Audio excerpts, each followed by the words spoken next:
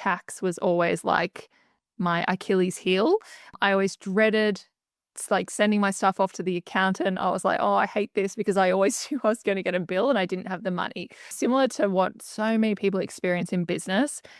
So I came across that, implemented it in my business, and very quickly saw the changes that I was looking for in my business is really a tool to take to established business owners to help them get more out of their business. So that's where I decided to become a profit first professional.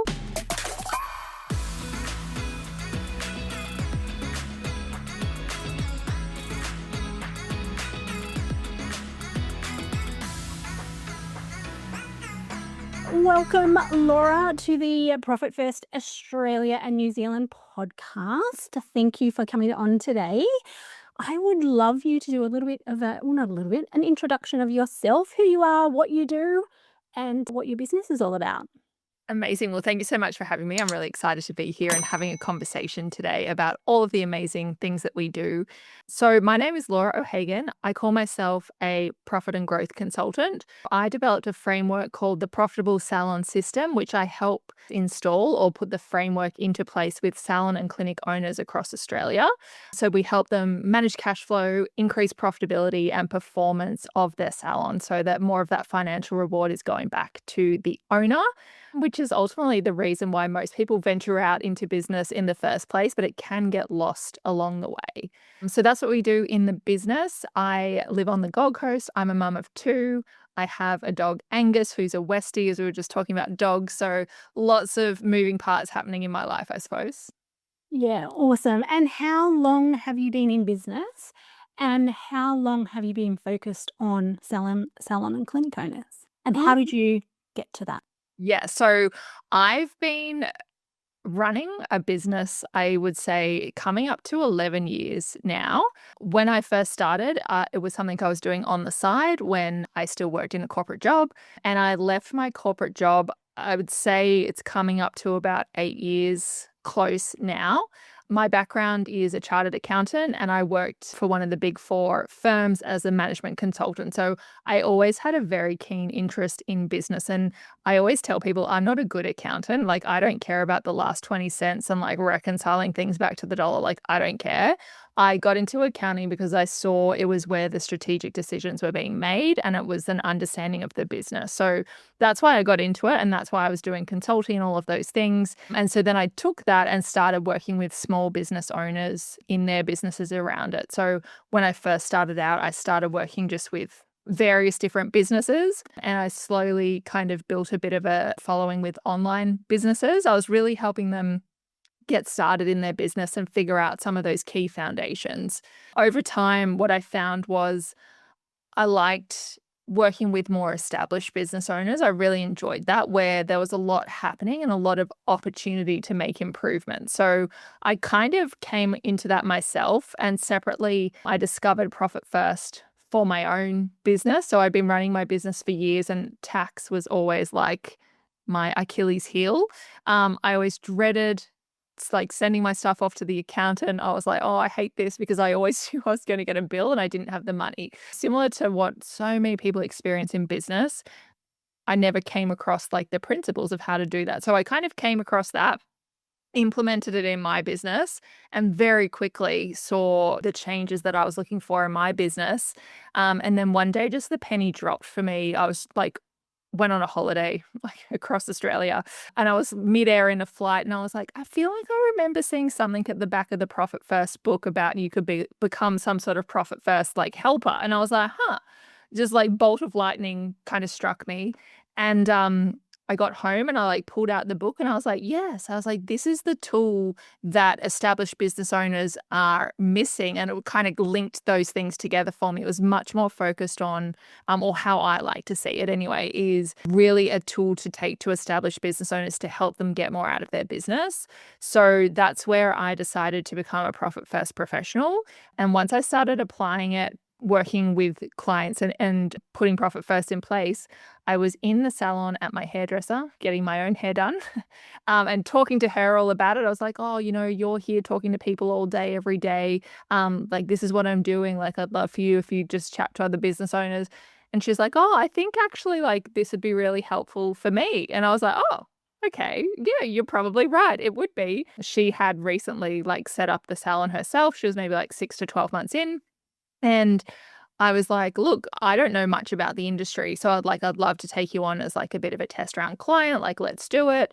And as soon as I got in and saw the numbers and the business, I realized that everyone was underestimating salons and clinics. It's far more complex than everyone is giving them credit for in terms of there's retail product, there's services, there's team, there's a physical bricks and mortar shop, they're selling time. Like, there's so many moving parts, and I just realized, like, I was like, "Hey, this is a really complicated business, actually." Like, of course, this isn't making sense to you, and that just kind of kickstarted the passion for me. I loved working with her. I loved, like, the industry and, like, there's so much of a thirst for learning, and I loved that there is a big gap in terms of the business knowledge because it's a very female-dominated space. A lot of these women have not necessarily been students at school. They got into doing something more creative with their hands and found something they really loved, and they've gone through their apprenticeship, they've been employees, and then one day they're like, I want to take this to the next level and run my own space, run my own business, which they do, but no one's ever really sat down and taught them. Just like they learnt the skills for the industry, they haven't learned the skills for how to successfully run a business. And what we see over and over again is the team's really busy, the salon's fully booked, but a lot of it just isn't translating back to the owner. So that was a long way of telling you how I ended up here, but that's how I kind of fell into this space. And I've just been, continuing and building that out, all of this time now. Yeah. And how long roughly has it been that you've been working with salons and I clinics? would say it's coming up to 3 years now. Yeah, awesome. And I think that's really common in that space, that it seems simple and it seems easy, yet now all of a sudden they've got all of these balls to juggle that they didn't realize. And that complexity is something that you love. We were talking about that before we started, and being able to pull apart and work out which piece isn't quite working and how to improve it. And so when you're working with clients, so established businesses is your preference, that's more fun for you.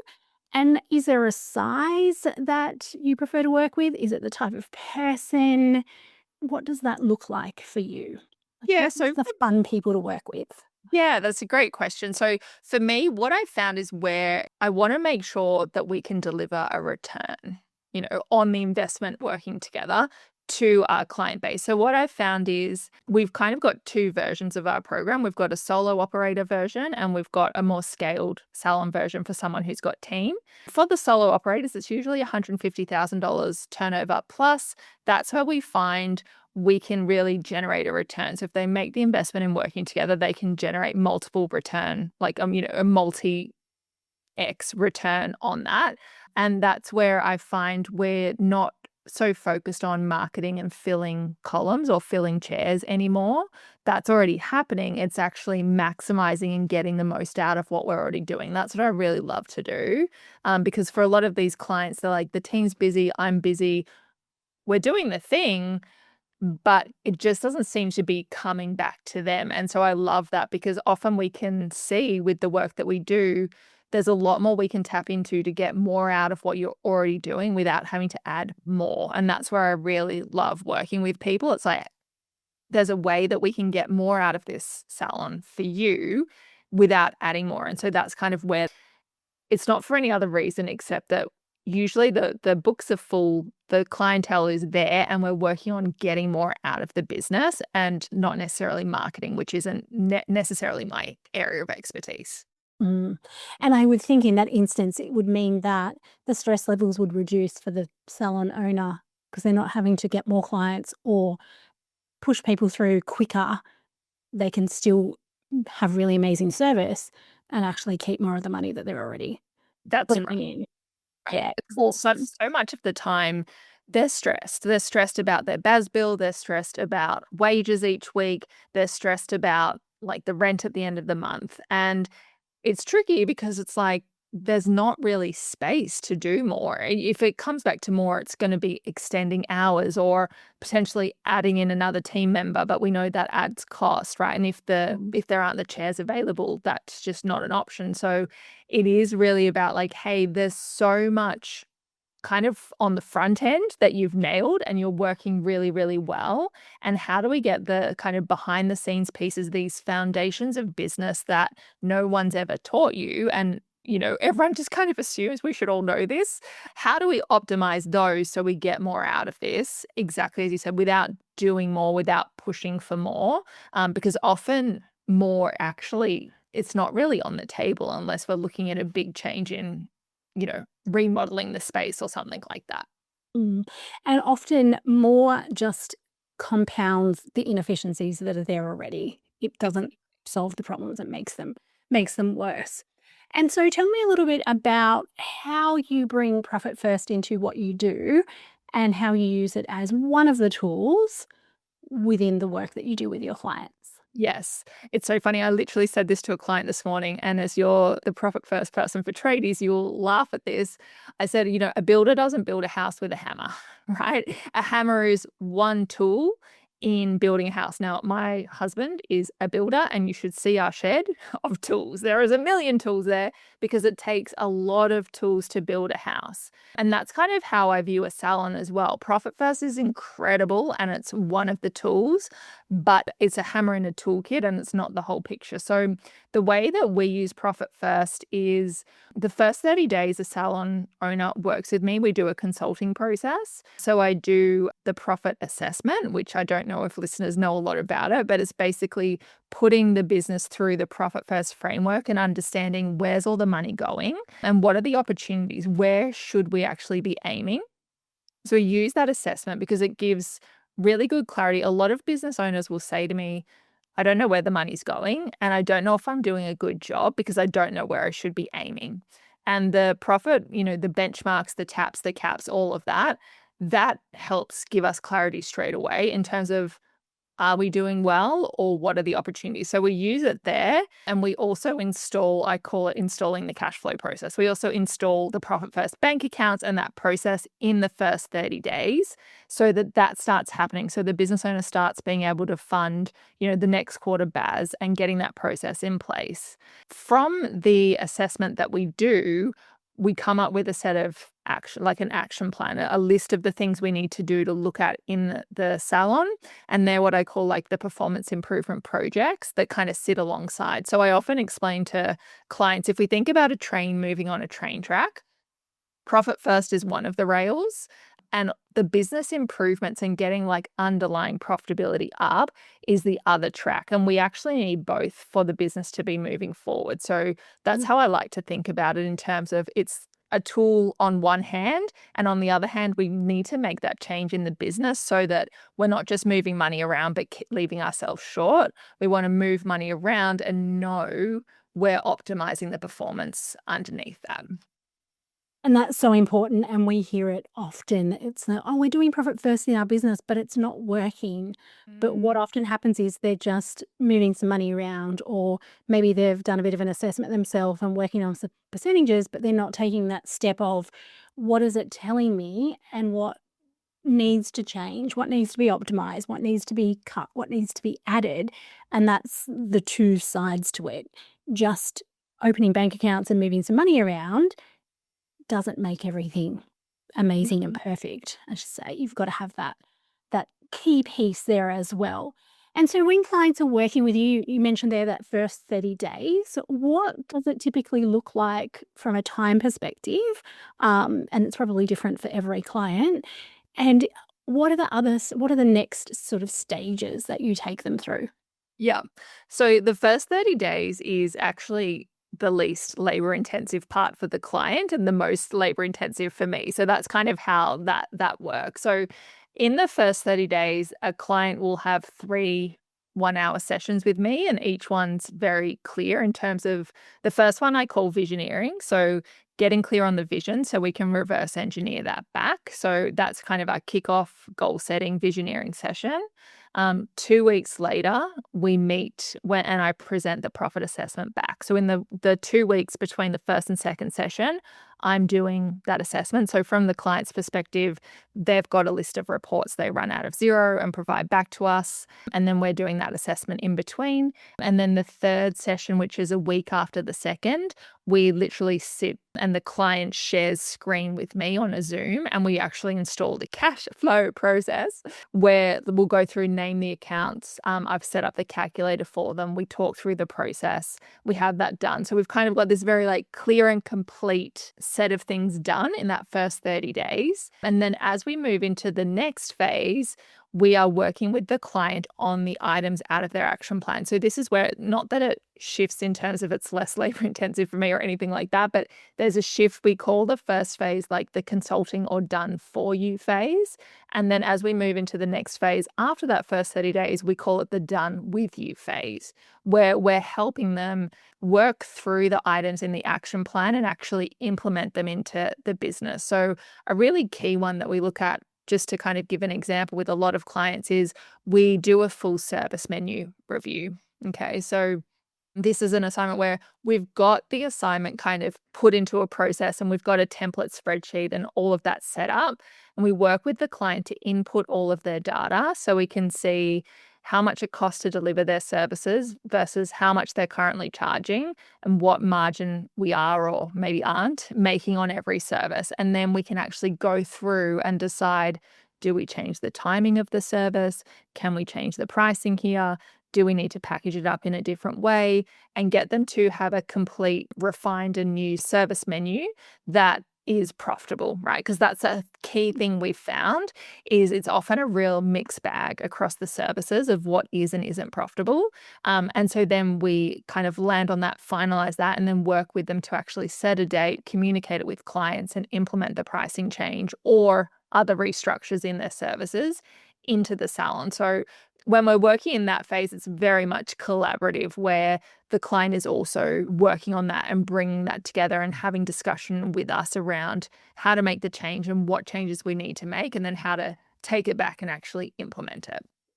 Mm. And as you mentioned there, I would think that a lot of salon owners are probably quite surprised at what they are making or not making out of certain services. And often I know with my clients, it's usually the ones that they think they're making the most out of that they're often making the least out of. And until you go through a process like this, it's not something that they've been taken through before. So it's eye-opening for them, I find. 100%, because what we actually do is we come back to a cost per hour, right? It's one of the, there's so many ways you can go about reviewing pricing. You can do full bottom up, you can do, there's a million different ways, overhead charges and, product costs and all of this. What we've found is we come back to a cost per hour. So actually every hour that your team are with clients, this is how much it costs. And then we can run that through this. And it's exactly as you said, a lot of the time, there's these really high margin services that look great, but they're like, oh, we do one of those a month, or we hardly anyone ever comes in and does that, or only this team member can provide that service. The whole team can't, if it's maybe hair extensions or something like that. And then what we've got is these things that we're doing all day, every day that are barely covering themselves or maybe even making small losses. And this is where what we were saying before is, if you're making a loss on services and then you think the solution to your cash flow problem is to sell more, you are actually just going to have a bigger loss. And it's one of those ones you can't see it in the moment because it looks like more money's coming in.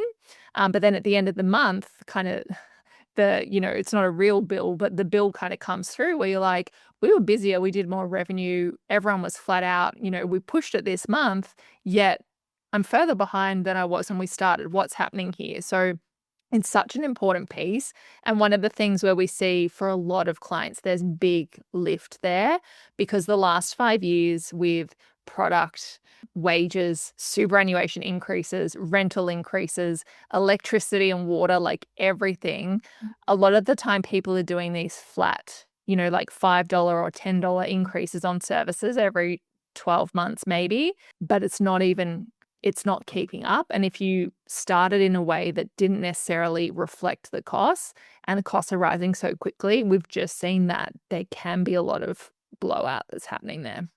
Mm. And in that instance, I know something that clients get quite um, anxious or stressed about is that, oh, I can't increase my prices by that much. That's too big of a shock. But I wonder if, like with my clients, once we can show them, actually, you're going backwards by this amount, that reservations, I guess, of putting their price up soon kind of disappears a little bit quicker Mm. because you can clearly see you're going backwards. And as you say, nobody's ever taught them how to run the business properly and how to do the numbers. And so, in that aspect, do you find that your clients are shocked, not surprised? What would kind of be the general consensus when you do that stage with them? Do you mean the actual change in how their clients Yeah, respond? like when they see how much they're not making out of certain services and so on. Yes, it can be quite shocking. There can be a bit of a like, and this is how I felt when I did my profit assessment. I felt sick in my stomach. I was like, oh my God, I've wasted so much money through my business. It can be a bit of that response. It can be like, oh my gosh, like feeling a bit sick because it's that realization that almost like when a client comes in and has this service, it's almost like we're handing them a $5 or $10 note as they walk out the door. And that can be confronting because I feel like in general, this industry has been devalued or they've been made to feel like, they're less than or, whatever the case is.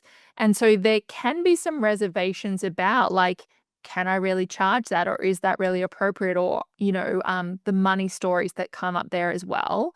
As you said, what I often see is once we see something in black and white, we can't unsee it.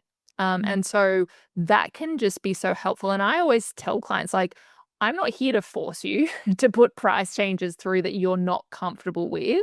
I'm here to help you see the data and help you make that decision for yourself. But seeing things in black and white, often it's like you said, it's that light bulb that goes off that it's like, right, like either we maybe if I don't think I can charge that, maybe we don't offer this anymore. Like kids cuts is such a perfect example. Parents are used to taking their kids down to Just Cuts and having a very cheap haircut. And then we've got high-end salons, on a main street in a, shopping strip in a town or on a beach or something like that. It's a very different experience. And so it's almost knowing like maybe what are we actually here for and who are the clients that we're here for. A lot of the time when clients do this process, we get them to do the service menu review first and come up with their pricing first. And then once we've got that, we do say, let's now take that away and compare your prices in the market with 4 comparable salons, in the area. Because what I always say is like, I could tell you, I think my house is worth $2 million, right? Because like, I think my house is amazing. And of course it's worth that.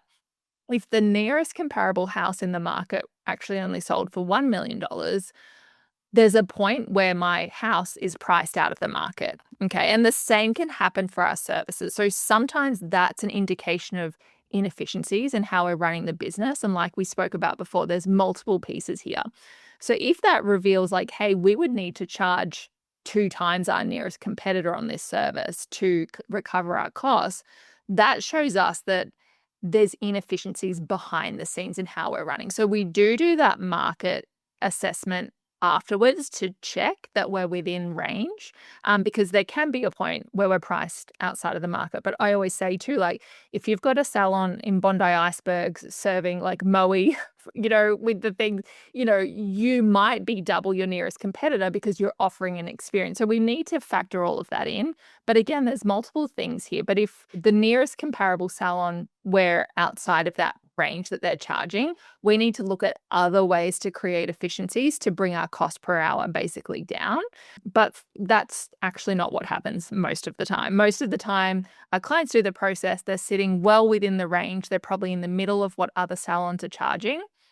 That helps them feel comfortable too, because it's like, oh, okay, like I felt like this was a big jump, but now I've benchmarked against X, Y, and Z down the street or, in the suburb, and I feel more comfortable that we're sitting in the range. So that creates a mindset shift too. And then usually the clients say nothing when the price change goes through, or you've got one or two squeaky wheel clients, which is fine, that happens. But, I've had so many clients who had a bit of a mental block about changing the prices and where they wanted to actually go and were really worried about it. And I always say, like, 99% of our clients put it through. Like, no one wants to go out today and be like, "Hey, I'm gonna pay $10 more for this exact same thing," but everyone understands where the market has been. And so we just see 90% of the time, people don't bat an eyelid, they get it, they understand, they like the services you're providing, and it's just a non-issue. And if we lose 1 or 2 clients, but we're charging 10, 15% more, we're really far ahead. So, yeah. Yeah. And I love that it isn't just the one solution. It isn't just put your prices up. That's the problem. Put your prices out. Done. It also then leads into, is it a efficiency problem and productivity and so on? And so it just kind of continues down. And as you say, it's different parts of the puzzle for your clients. Exactly. And for those that are listening who may be in that space, what would be the one piece of advice that you could share with them based on all of the hours upon hours upon hours upon hours, I would say, hundreds of hours plus that you've worked with salon and clinic owners?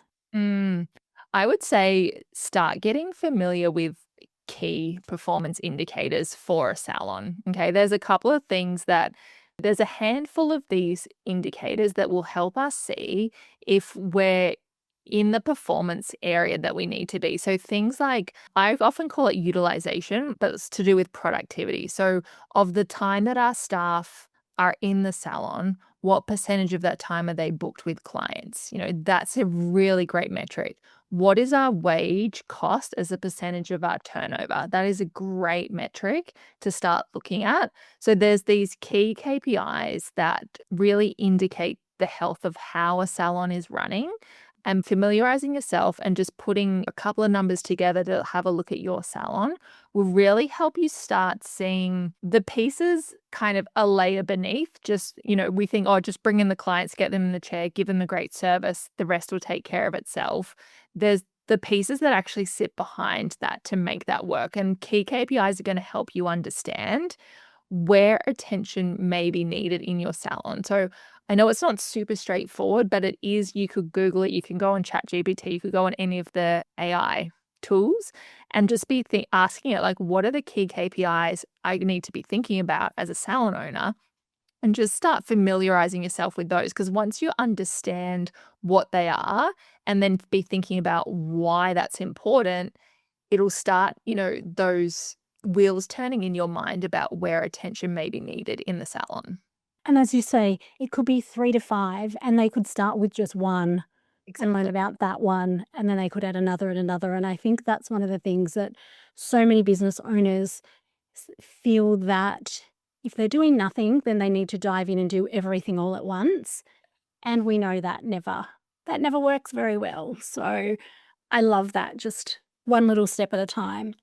Yes. And for those who are listening and in the salon and clinic space, where would they find you, Laura? All What's your right. Well, best place to come find me is on Instagram. My handle is Laura J. O'Hagan. My website's the same. So you can Google Laura O'Hagan or the Profitable Salon System.